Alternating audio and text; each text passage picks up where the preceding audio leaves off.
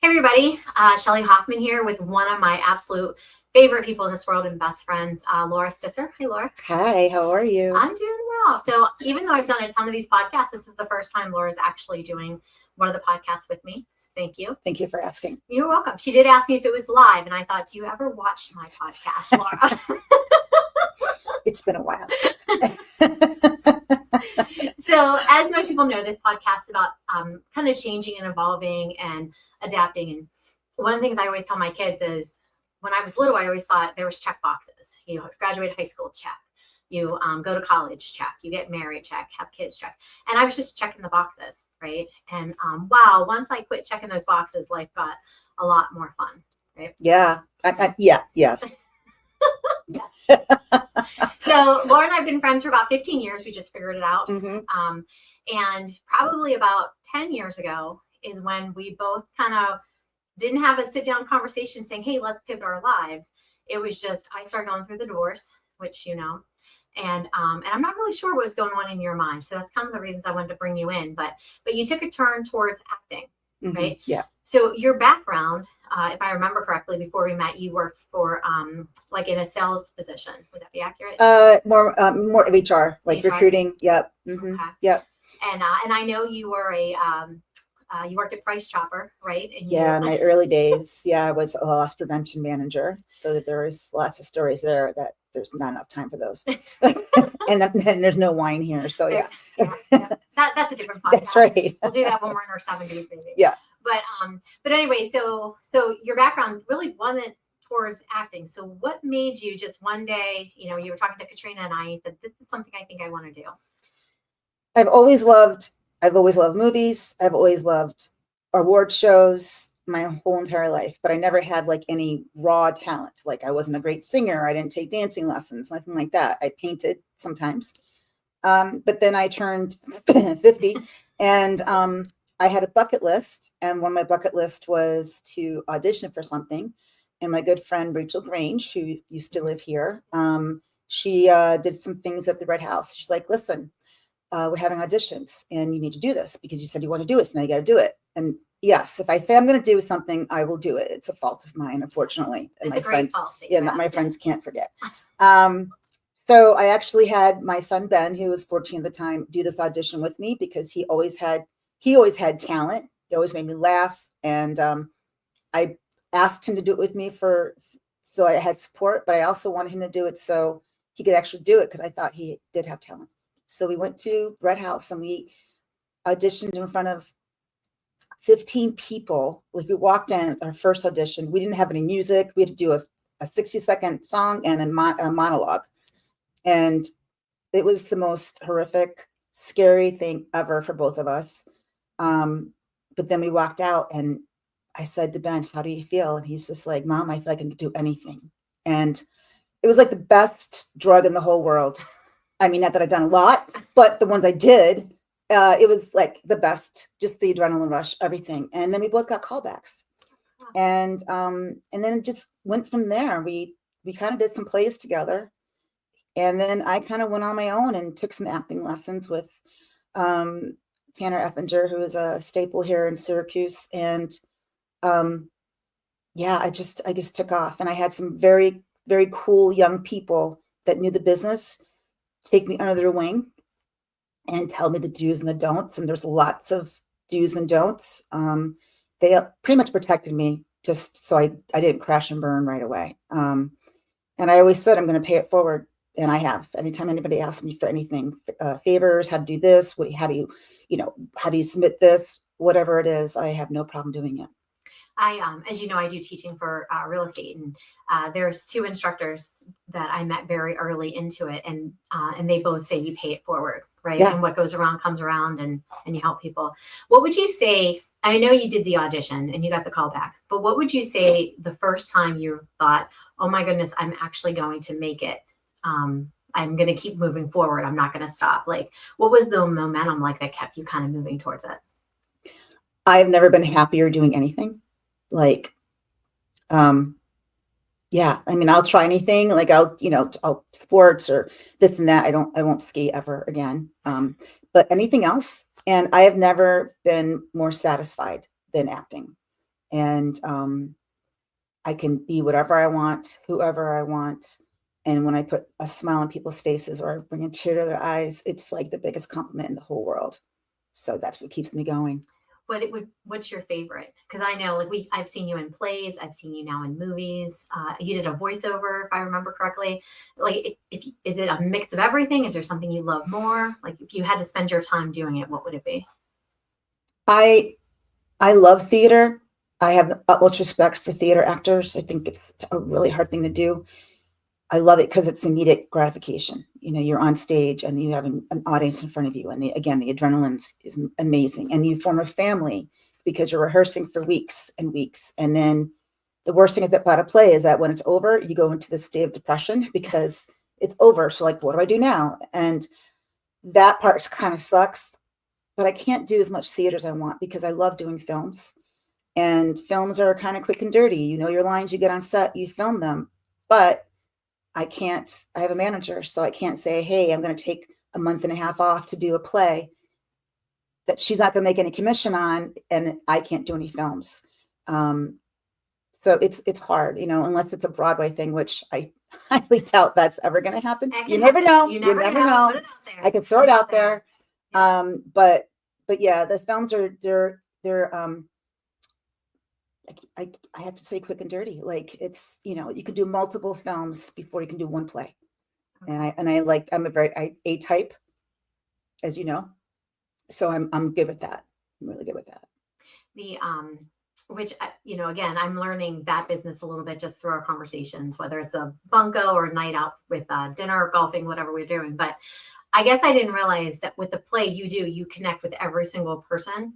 But a lot of times you'll tell me, we'll go to watch one of your movies and you never really met somebody that's on set because they were filming on a different day. Yeah, that right. Different scene. Yep. Yeah. Absolutely. Mm-hmm. That's I always thought that was kind of interesting that it looks like the same as a play, like everybody's kind of in loops together, but Yeah. it's not really that way. The difference is like, you know, it's a 2-hour play as opposed to when we film a feature film, it could take a month, you know, it could take, depending on if it's just weekends or if it's during the week, it could take, you know, 5 days. Usually if it's during the week, they'll take the weekends off. So it depends on the production, if it's a SAP production or if it's an indie production, the budget, all that. So let's go again. I've watched you for the last 10 years, so I know where you started. I know where you are now, and I know where you kind of want to be. Mm-hmm. Right? She did threaten to knock me off her thank you list one time when I said something smart. So I'm tiptoeing around this interview just a little bit, but I would like to hear my name get thanked at least once Mm-hmm. in a speech.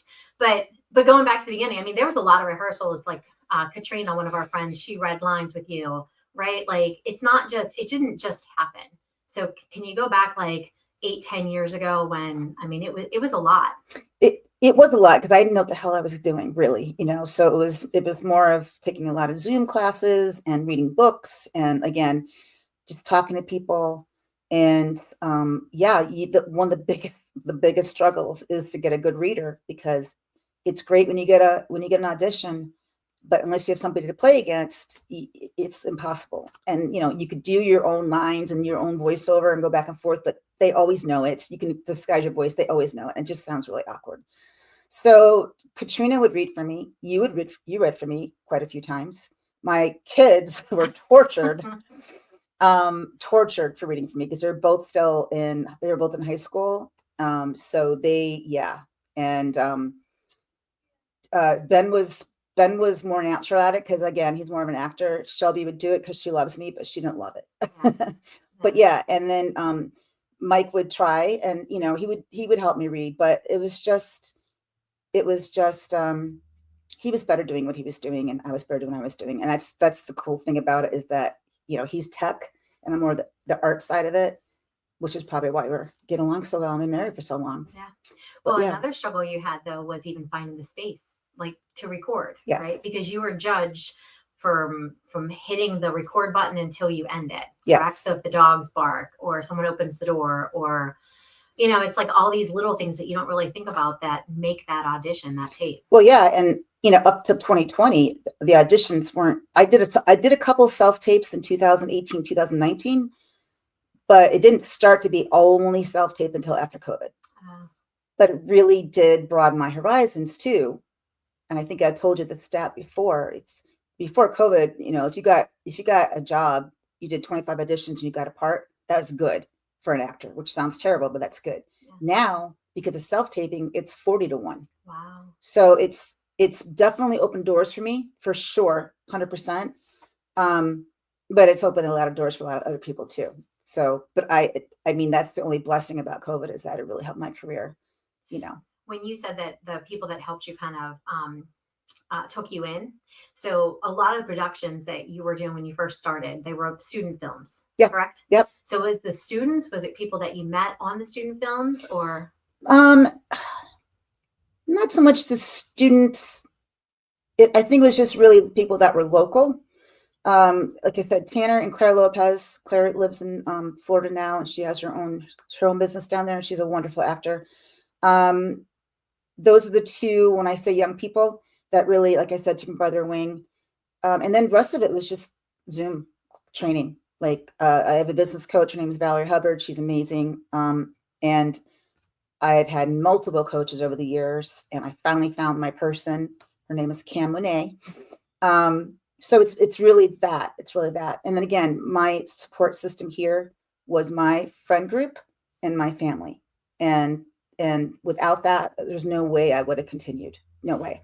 So two questions came to mind. The first one is networking. So again, I'm in real estate. Yep. Any business, it's all about networking, making connections. It sounds like acting is pretty much the same. Like, you have to put yourself out there, right? Yes, you do. You don't have a choice. Yes, you have to. You're your entrepreneur, your own, manager. There's nobody else that's working for you. So, and yes, I have a manager, but I will say this honestly, 95% of the jobs I've gotten in the last 10 years, I've gotten on my own. And that's just a stat. That's just a true stat. It's nice to have a manager, but you really have to work for yourself, and you have to know the business, and you cannot be afraid to reach out to people. So one of the things my business coach had said is to start doing pitch videos and send them to not just casting directors, but producers, writers, directors. So what's a pitch video? A pitch video is something that you do live, and it's like your 60-second elevator speech. So what your brand is and what you've done, where you can see me, let's connect, would love to have a meeting with you, basically. So I'm assuming you have something that's not Facebook in the acting world, right? Where people can see, I think they're called reels, or what did you say you were putting together? You were really excited the first time that you had enough content. Oh, demo reel. Yeah. Yes. Yep. Mm-hmm. So where do you post those?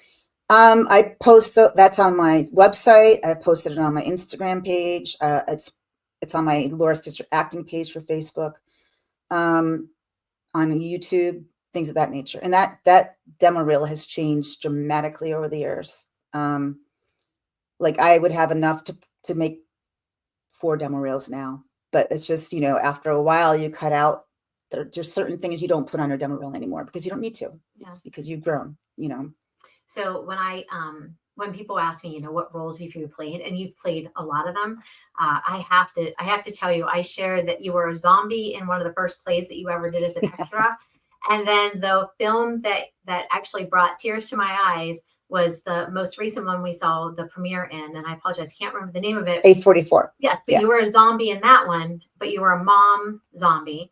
And I won't give away the ending, but I didn't cry the first time you were a zombie, but the second time you were a zombie, there were tears. But yeah, I was definitely, I definitely get the mom role a lot, and for a while there, I was super psyched because I was working. I didn't care what I did, I didn't care if I, had cow dung on my shovel, and I was just like, hi, what I mean? It didn't really matter. But then you do get pigeonholed sometimes. So then it was nice when I started getting different roles, the therapist, the lawyer, whatever. But yeah, I'm still down with doing the mom because I am a mom. It comes naturally. But I've done the psycho mom, I've done the alcoholic mom, I've done the drug addict mom, I've done the PTA mom, I've done the helicopter mom. So wait, are we talking about your roles or your life? Yes. Yeah. Just making sure. Yeah. And headshots come in, because again, you've had headshots. Obviously, Katrina does, Grady does amazing photos. She does your headshots. She does a lot of my photography and stuff. But even like you've gone to New York City, because sometimes the roles you're looking for, you almost need a certain angle or something that's a piece of it. That's your marketing. Yeah. Right? Yeah. Katrina does an amazing job. In fact, my main headshots right now are done by her, and I love them. And nobody said anything about changing them for a while. And I mean, at this age too, it's nice because I'm not going to change much, Yeah. So, but yeah, I did go to New York because there are specific headshot photographers that they know that there's a tone. So there's a certain light behind you or a certain look in your face, or they'll say something to you, which will get that look in your eye. So yeah, it's definitely an art form for that. But yeah, Katrina did an amazing job the last time we got together. Yeah, well, even you had mentioned Ben, and I know Ben maybe dabbled with possibly being model or something like that. Yeah. And he had some gorgeous, absolutely gorgeous. Yes, headshots. that was a gentleman out of Albany who did my headshots before, Dan Doyle. He did a fantastic job as well. So the reason I'm asking, is that even a connection? Like, you know what I mean? Or is it just too broad of an You mean area? for networking? Yeah. Not really, not for the photographer end of it, because they're in their own business and their own networking. I mean, I will always like throw names out for people that need somebody, because I think, again, pay it forward.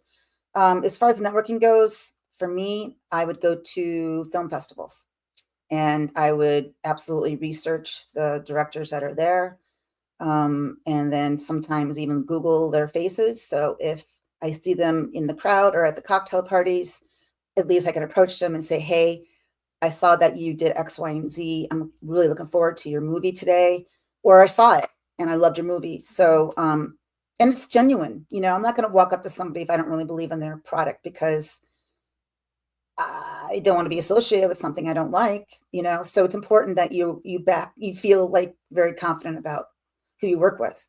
And that's one thing we always do as an actor. For myself, I research the director, I research the production company, because I want to give them 110%. So I want, to see what they got.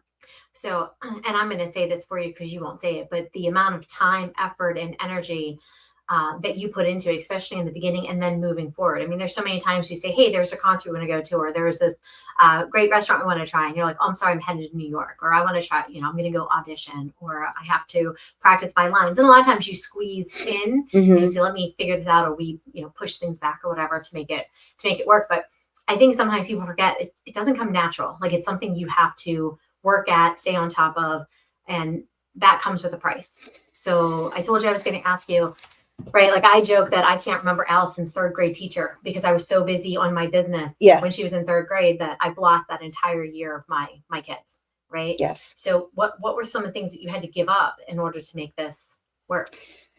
As far as people in my life, my friends are my friends. They've backed me up 100%. And the ones that didn't aren't in my life anymore. And then as far as, what was the second part? Just time, like things that you don't have enough time for anymore. Oh, well, I did. The one thing I have not done in 2 years, actually, in September, it's been 2 years since I painted. Oh, and she's an amazing painter. Oh, I have two of your paintings in my house. Yes, you do. I was painting for years. I painted 10 years before I even had an audition, and I did it the last 8 years. And then after a while, I am going to my friend's studio, Sandy Sabine. She's an amazing studio and an artist, Liverpool Art Center, just so you know. And I was kind of dreading in my head, what am I going to paint? What am I going to paint? Because I had this audition on my brain, or I knew I had something coming up that I had to act in. And it was just kind of my creative part here, the brain to process was just being too challenged, and I wasn't enjoying the painting anymore. And I told her that, and she completely understood. And I miss her deeply, and I miss all the friends I had in art class. But you have to come to terms when, and too much is too much. Yeah. And I don't regret it. I do want to paint again someday. And maybe one day I'll just take my paints out, who knows? But for right now, I'm really focused 100% on the acting. That is true. If you have, and I'm guilty of this all the time. Like, I have a lot of balls up in the air, and then all of a sudden they're all falling around me, and I have to pick which one am I going to catch and focus it on again. Yeah. But I was wondering, because I think the last thing I really remember you doing with your art was you were teaching pour classes, to pour. Yeah. And you haven't really talked about art as much, and I'm thinking, when on earth do you have time to do it? Yeah. So again, that was probably hard, but Yeah, it really was. It was definitely a hard decision to make. But I think again, it was sometimes you just gotta, you gotta make that break.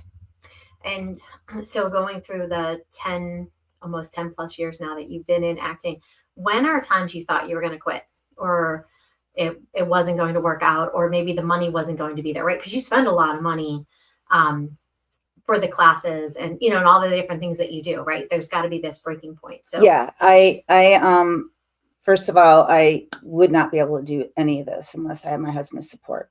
Um, he is my sugar daddy when it comes to this, and I you love love him. Mike. I You love do. Mike. Yes, everybody loves Mike. He's a fantastic person. So financially, he has helped me get the training, do the classes, etc. I can say the year before last year was the first year I made money. So I've made money the last couple of years, and this year is better than last year was. It is a very slow process. It is not Hollywood glitz and glamour. I am a working actor. I'm a full-time working actor. So it means every day I do something to help my career, but does not mean I get paid every day.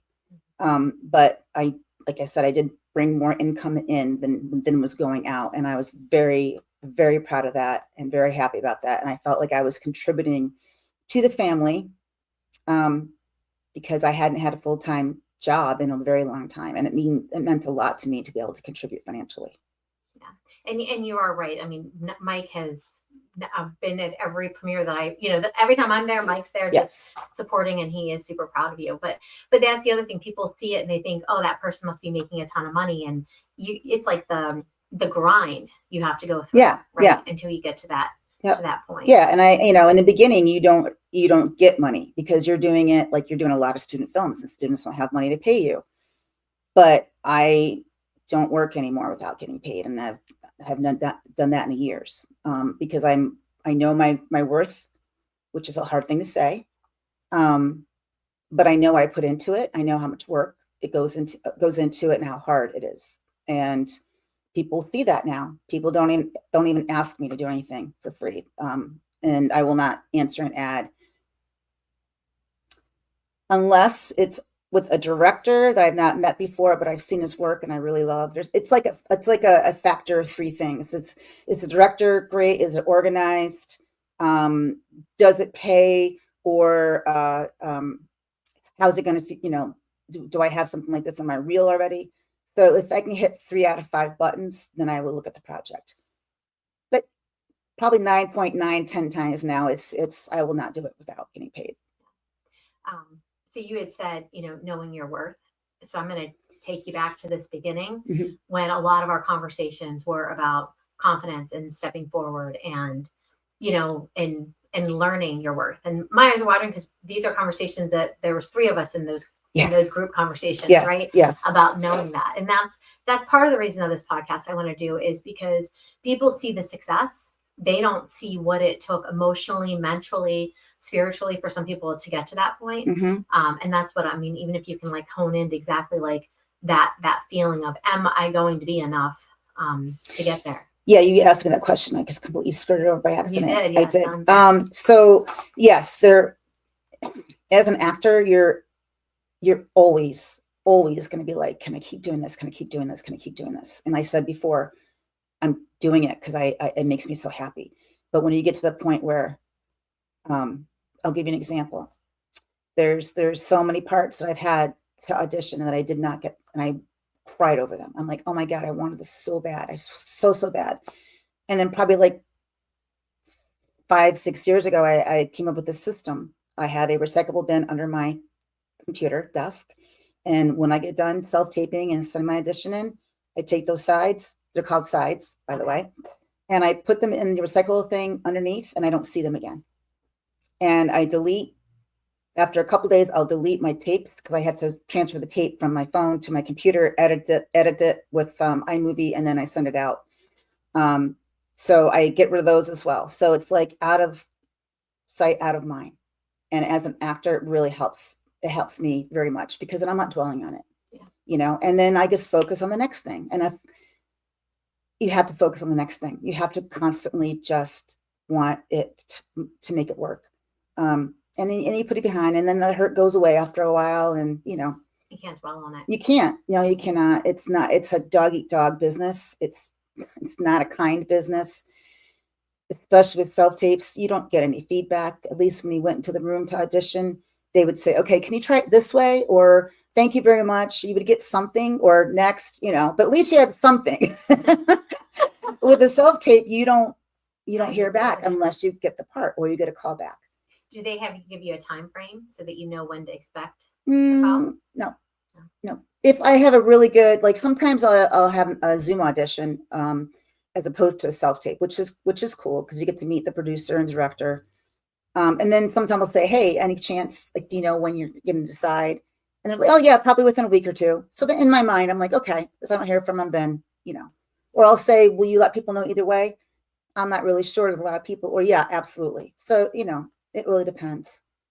I just remember, when we used to do like movie nights or whatever, and you just got started. One of the roles you always wanted to play was in Still Magnolias. Yes. And one of my favorite productions that I watched on stage was Still Magnolias, and I don't think it was the part that you thought you wanted. No. Who did you want to be in Still Magnolias? I want to be Weezer. Yeah. She would have been an amazing Weezer. People know. But, people are like, "You're not old enough for Weezer." I'm like, I could be. I could be. Maybe you can circle back to it. Yeah. But so to watch you, right? Yeah. To be, and even though it wasn't the part that you wanted, just that whole production was probably by far one of my favorite, like as far as uplifting. Already knew the storyline. There was no surprises in it for me because you guys, you did it the way that it was. But it was a joy for me to watch you be part of something that I knew you always wanted to be a part of. Yeah, I absolutely love the film. I love the story. I love the camaraderie with the women and friends. And I did play the part of Malin, and that was a pretty dramatic part. And I just really loved the family unit. That is one cast that we still will get together and have lunch or dinner. Not all of us can get together at the same time, but we will try to get together. And that's Marsha Melly. She played Weezer, actually. She's a lovely woman and a great actor. And so that's what I mean about the camaraderie and everything. And that was at the Red House, the new location. The big theater. It was very frightening for me. It was a last minute. I was a recast, so it was a last minute thing. So everybody had gotten together like a month before. I was terrified as hell, and the one review I got that showed it, and that was, and I know I deserved it, but then I think I learned a lot from it as well. And I think that my performances after that were better. But I was just telling somebody the other day that I always say that my most like PTSD moment was reading that review, which was stupid. Don't ever read reviews if you're in production. That's dumb. Okay. But because of how successful I've been lately, I can actually talk about it and not cry, which is really sad. I was 2018. Yeah. Yeah. So, but I've learned my worth. I've learned that I am talented and I have a lot to offer. And, Yeah. And, just life in general. I was just talking to my girls about this because they both went off to college. You're not going to be everybody's cup of tea. Mm-hmm. And it's okay that you're not everybody's cup of tea. Yeah. And I think, I'm now, how old am I now? 50. Holy cow, I'm 50. But it probably took me 40 some years to remember that. And I think about that in my industry. I'm going to go on appointments and not everybody's going. I'm not going to be the person that they necessarily want to work with. But what I learned is, and I tell my agents this, and I tell my friends in the real estate industry, if they don't choose you, it wasn't the right fit anyway. Right? So you are constantly putting yourself out there. I mean, if you're talking about 40 different auditions to get one, I mean, that's a lot of times putting yourself out there. Yeah. But the roles that are meant for you, they come to you. They do. They come to me 100%. And, if you get the role, that means there's thousands of other people that didn't. And, it's tough. It's just tough. It really is. I mean, on the average for a Backstage and Actors Access are the two platforms that actors use to get auditions, besides their managers and such. But I just lost my train of thought. Backstage actors access. What was your question? Well, I was just talking about like, you had said that for every role that you got, there were Oh, thousands of people that didn't get it. average is 3,000 submissions Really? per role. Per role. Do you think that increased with COVID? Because I know one of the benefits you told me was you were able to work with um, instructors that you would have never met in person because it was in California or across the country somewhere, Yeah. and because everything went to Zoom during COVID. So Yes. do you believe that COVID opened up those doors? Oh yeah, 100%. It was, like I said, it was definitely a blessing for me. I know it was a tragic event in everybody's life, but that opened doors for me. And I did. I had coaches in California, and I did improv with Second City in Chicago. Like these are things I never would have had the experience. Acting coaches in New York City, and for me, and to go to New York City is not a problem. Like, I love to drive like you do. Yeah. So, I'll drive to New York or Long Island or Buffalo for jobs all the time. But would I have done it to be coached by somebody like every week?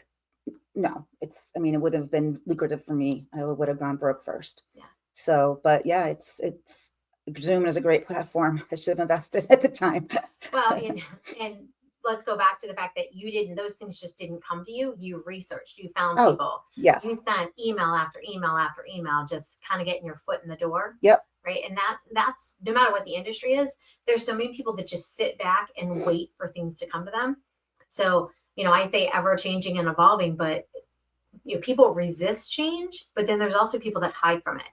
And they don't go out and get it. So I surround myself, and people say this all the time, surround yourself with 5 people, that you most admire. Yeah. And I definitely do. And as you know, you're one of them, because it's just in awe of everything that you've accomplished. And we were friends and we had a lot of fun, and our kids grew up, and, we have stories that are not appropriate for this podcast of things, but and I love you as a friend, but as someone who watches you and watched you grow, it's just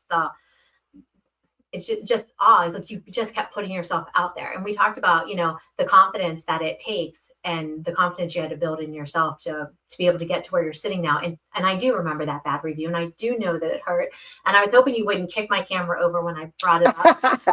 but at the same time, it's important to talk about. It is. Because it's those things that people don't see. We don't put that on Facebook. We don't, right. We don't brag about the times that that we got hurt or something didn't go our way. Yeah. Right. Those are private conversations that you have with your friends. Yes. So we talked about you growing as an actor and what that means, but it also has affected you as a human being.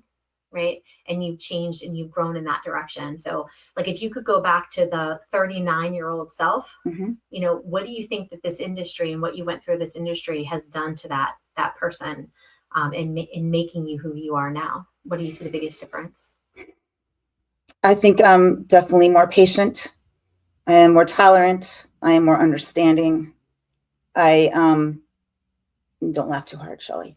But yeah, my patience has definitely grown, because I have to be patient. It's not a hurry up thing. It's you do it and you wait and you wait and you wait, and then you don't hear anything, and then you get the next one and you wait and wait and wait. So again, it's my patience level has definitely gone up. My tolerance for certain individuals, I think, I'm more open. And you meet a lot of different people in this business, and the majority are wonderful, because if you ask any actor, if you say, hey, have you always been confident? They're going to be like, hell no, I'm the most insecure person you've ever met in your life. Like, every actor I know has issues of some sort. Okay. So it's just so amazing to me that I can be in a room full of so many wonderful, talented people. But then we'll talk about, holy shit, I'm sorry, is there a bleep button? No, okay. Actually, I almost put in like a little thing that said, hey, we're going live. There may be F-bombs. I've been kind of impressed with them. I'm impressed language. too. Yeah, I am. I'm very impressed with me. Thank you. But yeah, so anyway, but yeah, the amount of, see, I left my train of thought again. Apparently, acting really makes your brain go nuts. Well, you were just saying about the rooms and the confidence, and people are human. At the end of the day, every single person. I remember I go to a lot of conventions, and I look at people standing on the stage, and I met somebody about 5 years ago, and you would have never known it was the first talk that she gave. And then I met her recently again in DC, and she said, I have no recollection of what I said or how I said it or how it went. But you gotta, like you said, you and Ben went to that first audition because it was on your bucket list. And you had Rachel, who, she's amazing. She's doing all kinds of things in her life now, but who encouraged you. So sometimes it's just that encouragement, that helps you get to where you need to be. Sometimes it's the fear. Sometimes it's bad things that push you out the door, right? But sometimes it is good things, and it's support. Yes. And that's, I think, in looking at the family support you've had, and your family has grown since we became friends, and whether it's, blood relations or friend relationships, they support you. I don't know if you have, or anybody else that you do a role with has as much support sitting in the audience as you do. I don't disagree with you. I don't. I think my friends are just amazing people, and they've always been there for me. But I try to pay it forward and go to their kids' things, or go to their meetings or open houses, when I can. So yeah, it's like, and I wish I could go to all of them because that's me. I'm social, and I love being with a group of people, especially with a group of women. It's fun. And the reason people come up and support is because you do support, right? Which brings me to the last topic. I mean, not that we can't talk about other things, but I think it's important to put it out there. And you're going to have to explain it to me, just like explain to everybody else, because I don't fully understand. But you talk about paying it forward, and you started a group here locally, or you're part of, maybe a founder of the group locally, that is really there to bring people together in education stuff. So can you talk a little bit about your Monday group that you helped put together? Yeah, I would love to. It's called Syracuse Acting Studio, so SAS for short. My very good friend, Joe Cunningham, who is a director, producer, writer, actor in Syracuse, he asked me to be in his film, The Sentinel, 3 years ago. And we became friends. And then he had a dream of doing an acting studio here in Syracuse, like the one in New York City, but not to teach, more to gather, because he's not classically trained. I'm not classically trained.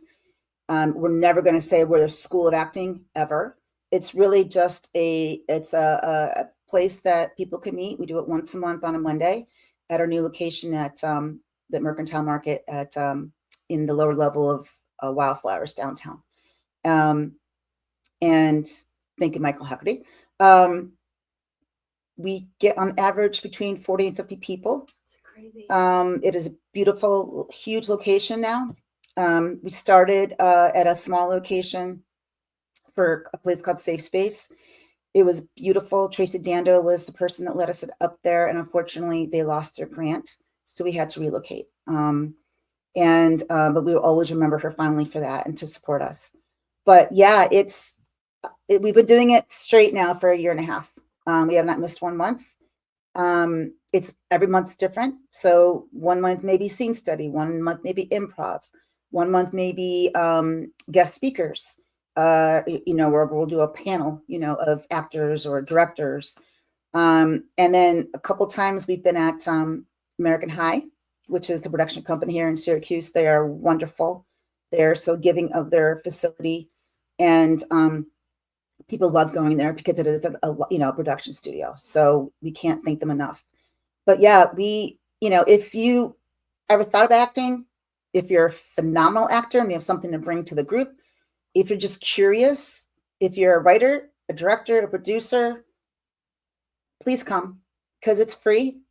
We do ask if you could just give a donation at the end of the night, and that helps us with supplies, with paper, with snacks and water. But it is free, and you do learn a lot. And we've definitely created a definite family with this, and we're very happy about it. And that's the piece when you were talking about paying it forward. Yeah. Whether that's where you were thinking about going, but that's where my mind went to, because I just remember when it was a thought, and you mentioned, hey, we're going to do this. And then I do follow it on Facebook. Obviously, you share it a lot on your personal page, and also on your Laura Stisser acting page. And the most recent one, I was just, again, it had to be 40 plus people. Yeah. There. Yeah, it was great. And Joe he's the mastermind of this whole thing. I was honored when he asked me to do this with him, but he's the grand poobah of this. And he will always be very humble and say, no. And I will always say, yes. But we have a amazing relationship, a great bond, and we're going to continue to create things in the future as well.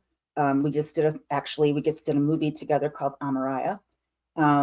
Actually, I am going to share something real quick. Oh, look at you being all prepared. So I have to share this funny story. Oh, there's a group text because, as we mentioned a couple times, we're friends. And I can't even remember what the verbiage was in the group text, but I didn't see it right away because I probably had an appointment. But I popped over my phone and said, ignore the image. And the image that was in this group text was actually this picture that you're looking at. And it was in color. And I thought, oh my goodness. I showed it to my boyfriend, Jamie. And I said, Jamie, I think Laura's having a really hard time. It was by far the worst photo I've got because she's beautiful, right? It was the worst photo I ever saw. So when this poster came up for this movie, and I thought it was the exact same picture, I realized that she was intending to look like she was stressed out. The cigarette did not surprise me. Not that she's a smoker, did not shock me. So, but what is this movie about?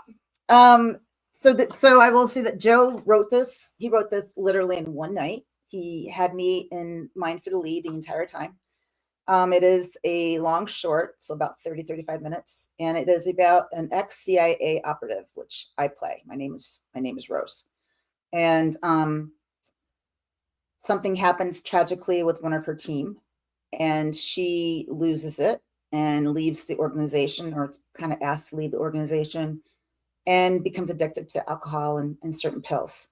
So this is something that happens 5 years later, where now she realizes that what happened to the operative wasn't, it was something that happened on the inside on her team. And now she's looking to get revenge on that, because this person was like a daughter to her. Oh. So yeah, we did it in 3 weekends. And we had a lot of extras, yours truly included there. Yeah, it was fantastic. We did it all over Syracuse, so a lot of people are going to recognize a lot of the landmarks and things. But yeah, we're waiting for the soundtrack to be finished, and hopefully that we'll have it all edited and produced by the beginning of next year, probably. Hopefully. Wow. So again, talking about patience, because I can't remember. I mean, it was a while ago when we got together to help you out with that. That was in March. It was in March. Yeah, I remember we had to decorate for a different holiday. Yeah, Pizza Man. So Jim Delia, who I love, he donated his space for us for this film. It was actually St. Patrick's time, but I said, is there any way we can bring Christmas decorations? Yeah, bring it in. I want me to go on my basement. I can get some for you. I'm like, no, you're doing enough. We'll be fine. So Joe, being Joe, had a tree, we had lights, and it was cool because it was Christmas. So the green on the St. Patrick's Day stuff kind of blended in. Yeah. But was also a dream sequence. So, dreams are kind of wonky anyway. So if you see a Christmas tree and then you see a clover leaf, it's just a dream. It's just fine. Yeah. Well, I had asked Laura to be on the podcast with me over a month ago, just because of the way our schedules were. And when this poster came up and I saw the picture, because again, I was worried about her when I saw the picture in the group text came up, and I thought this is perfect. Because again, we're going back to the bucket list, just over 10 years ago. And now to see your face and, on a poster promoting a movie that you were just a part of, that I didn't even realize that was the movie I was the extra in. She just said, you want to be an extra? And I jumped at the chance. Yeah. And I co-produced it too. So I asked Joe, I'm like, can I help? He's like, you want to co-produce? I'm like, sure. I don't know how to do that, but yes, I want to do that. So, and, I looked, what's a producer do? And, what are my functions and things like that. So, so that was interesting. And I've helped Joe with his Sentinel movie. I helped assistant direct with that too. And we did a huge scene at American High, and that was like 30 extras there, and we were filming all day long. So wow. That's good experience for me. I mean, the behind the camera is just as hard as it is in front of the camera. So more labor intensive, Yeah. Mm-hmm. Well, I'll be curious to see where the next 5 to 10 years takes you, because you are always growing and challenging yourself to something else. So just to kind of reflect back to, again, the meaning of this podcast, always evolving and changing, and then reflecting back, like, what do you have to say to somebody who, even if it's not acting or it's not real estate, right, but it's something that's on their bucket list, or they're just caught in this, like, infinity cycle of every single day is exactly the same and they want to branch off and do something different. What kind of advice or, what could you offer to them that maybe help them break that cycle to try something different, to make a change? This is cliche, but you can't be successful unless you fail. So you have to really throw yourself. You just have to take that first step and maybe do it with somebody else. Maybe, like I said, I grabbed my son. Yeah. And we did it together. Just take that first step and you'll be surprised what you can do. I surprise myself every day. Yeah. I was talking to someone the other day too about you don't even know the people that are supporting you until you fall, and they're the ones that start to lift you back up. Just say, just keep going. It happens. Yep. Right. Absolutely. But no, I guess it is cliche, but that's really, really good advice. Because if you fail and you quit, you didn't learn anything. No, you didn't. And then you're right back in that cycle that you were in before. So. Absolutely. Absolutely. Well, I love you. Thank you for doing this with me. Thank you. Can I plug a couple things while I'm here? You absolutely can. Okay. Please watch Dogs on the Sendero. It is now streaming on Apple TV and Prime. And then my other movie, A44, which is more of the horror, if you're into horror, which is phenomenal. And both of these movies were filmed locally, that you can see on Google Play and YouTube TV. And I am also in a Christmas movie that will be out, I'm hoping like November, that will be on the Great American Family Channel called Homes for Christmas. So I am that cheesy, love story kind of a thing. So of all the things she told me she had coming up, that is the one that I'm really looking forward to. Yeah, so do most of my friends. Yeah, most of my friends are all into that. And I'm more into the dark thriller type horror stuff, but I love all genres. But this is definitely a switch for me. So, and I'm very happy to do so. The production company in Buffalo were amazing to work with. Nice. And when does that one come out? I'm hoping by this Christmas. They're supposed to put like 20 films out in the next 5 years. Wow. So I don't know if they're going to save it for next year, but I'm hoping this Christmas. Okay. Yeah. Well, when that happens, believe me, I will be broadcasting it all over social media so that we can all watch it. So I am going to end this podcast with one of my bestest friends. But please, any of the things she just mentioned, look for her out there. Follow her Facebook page, which I'll have in the post. But it's Laura Stisser Actor. It's easy to find. And then show her support and some love. So everybody have a great day. Thank you so much, Shelley. Appreciate it.